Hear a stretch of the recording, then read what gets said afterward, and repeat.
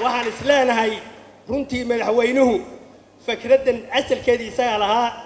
in la diyaariyo dadweynaha runtiina dadweynihii maanta waxay u bisil yihiin inay qarannimada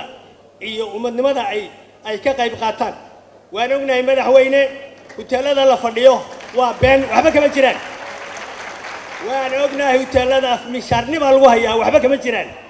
dadka dadweynaha gobolka Banaadir waxay u diyaar yihiin inay dawladdaada ay runtii ay gacan buuxda ka geystaan waa kooxdii la magac baxday xoogaga wadaniyiinta oo daacad u ahaa madaxweyne Farmaajo shaqooyin kala duwan qabanayay iyagoo dhowr qaybood ka kooban waxay isugu jireen odayaal haween iyo dhalinyaro qaybaha kala duwan ee degmooyinka gobolka Banaadir ku firirsanaa qaar badan oo ka mid ah hoggaanka kooxda xoogaga wadaniyiintana waxa xafiisyo ay ku lahaayeen Villa Soomaaliya laakiin maanta irdaha Villa Soomaaliya laga galo gabi ahaanba waa laga soo celiyay madaxdii iyo xubnihii qaybta ka ahaa xoogaga wadaniyiinta ee sida joogtada ah u tagi jiray Villa Soomaaliya haddaba maxaan ka naqaanaa kooxdan xoogaga wadaniyiinta golaha xoogaga wadaniyiinta Soomaaliyeed waxaa lagu dhawaaqay 26 July sanadkii 2018 xilligaasi oo hogaankoodu ay si toos ah u sheegeen in cid kasta oo dawladda ka soo horjeeda gacan bir ah lagu qaban doono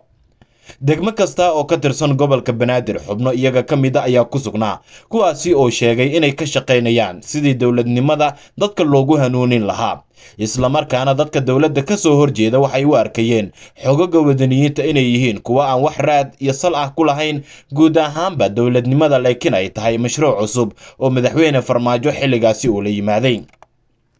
albaabada laga galo xarunta madaxtooyada ayaa la dhigay warqado ciidamada lagu amrayay inaysan soo dayn karin cid aan ahayn shaqaalaha rasmiga ah ee madaxtooyada waxaana la diiday in lagu soo galo madaxtooyada aqoonsiyada xoogaga wadaniyiinta horey dawladda ay ugu sameysay iyo kuwa kale oo loo sameeyay taageerayaashii madaxweyne Farmaajo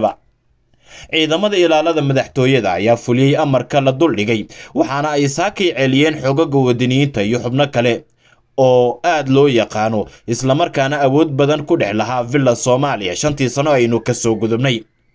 kaararka aqoonsiga ay bixiso Villa Soomaaliya ayaa la siiyay shakhsiyaad badan oo taageero u ahaa madaxweyne Farmaajo xukunkiisana aad ula dhacsanaa waxaana maanta albaabkooda soo xiray ciidamada xooga dalka oo amar sare ka helay saraakiisha ugu sareysa madaxtooyada Soomaaliya xoogaga wadaniyiinta idinka aasaas u ah aasaaskii waa idinka oo aan ka bilawnay gobolka Banaadir oo aan doonayno dalka oo dhan aan ku shaacino aan gaarsiino meel walba oo xitaa aan gaarsiino qurbaha Soomaalida joogta oo qof walba oo Soomaaliya oo isxilqaankan uu qayb ka noqdo waxaana laga rabaa marka inaysan naga noqon hadal inaysan naga noqon maalin lisu yimid oo heeso wadaniyad ah la garaacay aysan naga noqon inaan qodbeynay oo kaliya ay noqoto wax la taaban karo oo aan doonayno markii ay noqoto sanad guurada 60aad oo 2 sano kadib Soomaaliya meel kasta oo dalkaana inaan ka shaqeyno dib u xoreyn maxaa yeelay haddaan amni la helin oo dalkan uusan helin nabadgelyo uusan helin wax kale lama qaban karo inaan kulligan wada istaagno qof walba geeridu waa xaq waxaan u dhalanay inaan dhimanno waa sax gobonnimo haddaan rabnana waa inaan u dhimanno iyada naftigeeda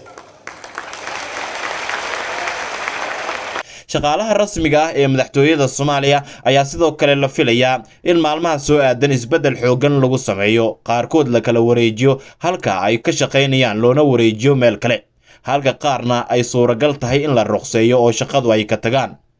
4 sano marba waxa iska caadi ah in mas'uulka yimaada Villa Soomaaliya kursiga ugu sareeya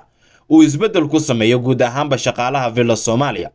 laakiin xoogaga wadaniyiinta waxay ka mid ahaayeen dadkii sida weyn u taageersanaa madaxweyne Farmaajo isla markaana muujinayay markasta inay yihiin kuwa ay ka go'an tahay dawladnimada in dadka gurigooda ay ugu geeyaan qof kasta oo dawladnimada diidana waxay u arkayeen qof qaran dumis ah oo dalka uusan mudnayn inuu sii joogo ama inay tahayba in xabsi la dhigo